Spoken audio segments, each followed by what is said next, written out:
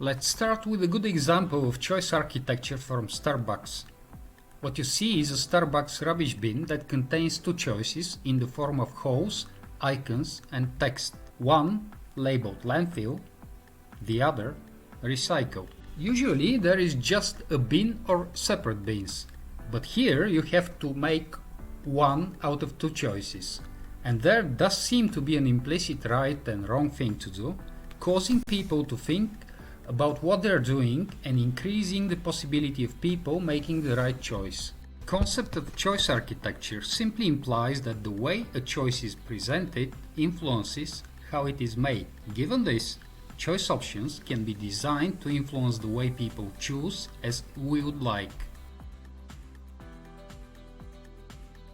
A great example of choice architecture is the famous case of Save More Tomorrow pension in the US. What Save More Tomorrow pension does is actually remove the behavioral barriers to taking out a pension with dramatic result. The first piece of choice architecture is to enroll automatically any employee in their company scheme while still allowing people the choice of opting out. When enrollment is the default choice, most people enroll. One company introducing the scheme found that in the 12 months before an automatic enrollment, participation was at 23%. In the 12 months after, this rose to 78%.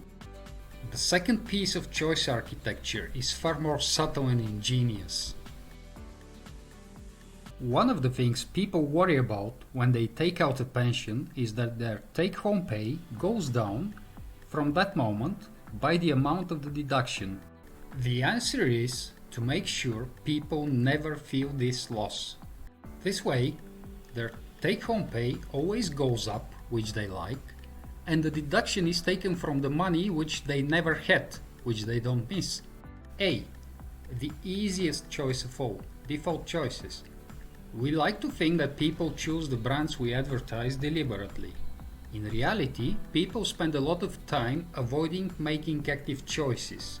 Instead, they take the choice that is no choice at all, the default choice. Defaults are not only influential with simple and mundane choices. When faced with complex decisions, whether moral, medical, commercial, social or personal, people are just as likely to look for cues to norms and typical behavior to understand what to do. People, not unfairly, feel that typical choices reflect the collective evaluation of the facts and represent a strength of conclusion they could not reach alone. When faced with difficult trade-offs between price plans or offers, consumers are hugely reassured if there is a guarantee that their option will default to the cheapest one available in the absence of any decision. They do not want to feel that defaults will work to cost them money. People look to them as safety nets. B. Limiting choice. Strange as it may seem, humans hate being faced with endless possibilities. Come to think of it, to settle for one option is to give up the rest. And since the human mind wants it all, it perceives too many choices as a limitation, not as a luxury. This phenomenon is known as the paradox of choice, and it's also true for digital marketing. When a customer is confronted with too much choice, the process of making a decision becomes too difficult, which often leads to a deferral of choice. Limiting choice can increase conversions. C. Extra choices, or the decoy effect.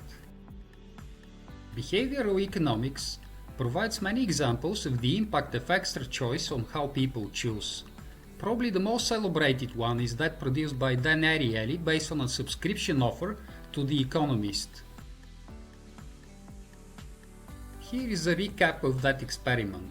Faced with a two-way choice between a print and online subscription for $125 and an online subscription for $59, 68% of people chose the cheaper offer. However, when a third option was introduced, the outcome changed. The third offer was a print-only subscription for $125. Needless to say, no one chose this offer. Everyone willing to spend $125 wanted to get the now free online subscription. 84% of people chose this option and only 16% chose the online-only subscription. The third choice has the effect of reframing the others for the economist.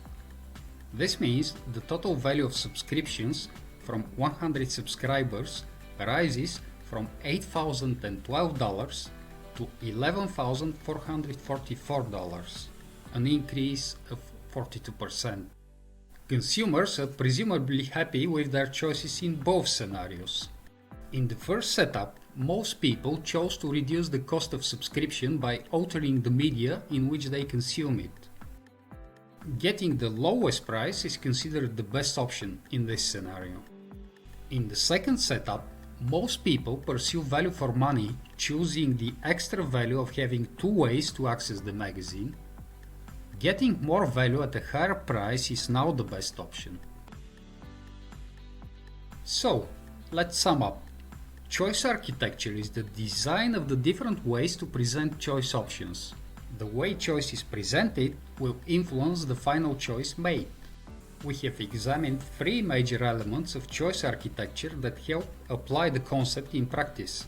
Number one, and probably the most effective, the presence of default option. If possible, please make sure that your preferred option is presented as default option. Number two, limiting choice or the paradox of choice.